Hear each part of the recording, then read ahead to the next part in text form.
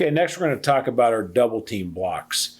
In teaching our double team blocks, we teach it the same way across the line of scrimmage, whether it's the center guard, the guard tackle, or the tackle tight end, we teach the block the same way. So what we're going to do here is we're going to start out first with the ace block.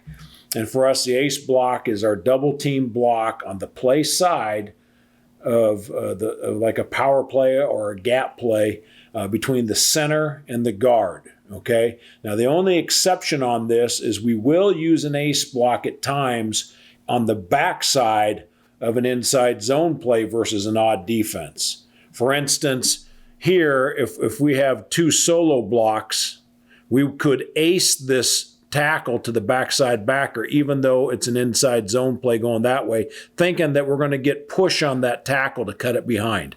Otherwise, all of our double team blocks are front side blocks with somebody pulling, and we're trying to create creases in the gaps. So what we want to do is the lead player on any of our double team blocks is the post block, is the post player. And what he wants to do is he wants to set the defensive lineman on the line of scrimmage and wait for the guy coming, the collecting player coming from the side. He wants to feel him before he tries to pull that guy inside. So we have a post player, and then we have a lead player. The lead player, we use two techniques with our lead player, okay? The first technique is a gallop technique where he's going to gallop with his inside foot up. So the post player is going to set that player, set with his inside foot, set square up on him, okay, protecting his inside gap. Then we're going to gallop with our inside foot up, trying to hit the hip of this down guy and then come off to the backer. When we hit the hip of that down guy, the post player is going to try to torque him to the inside. Okay, the other technique that we use is just a shuffle step and get hip to hip and move this guy and try to knock him to the inside. The key to all these double teams is that we want to be married at the hips with our two adjacent linemen. We want no space in between.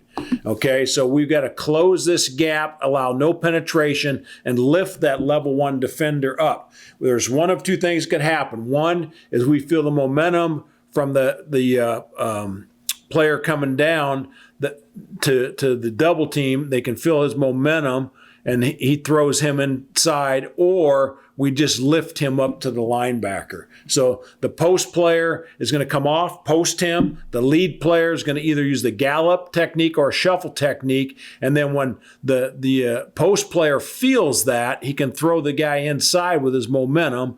If not, we can get him hip to hip, marry him, and get him all the way up the field.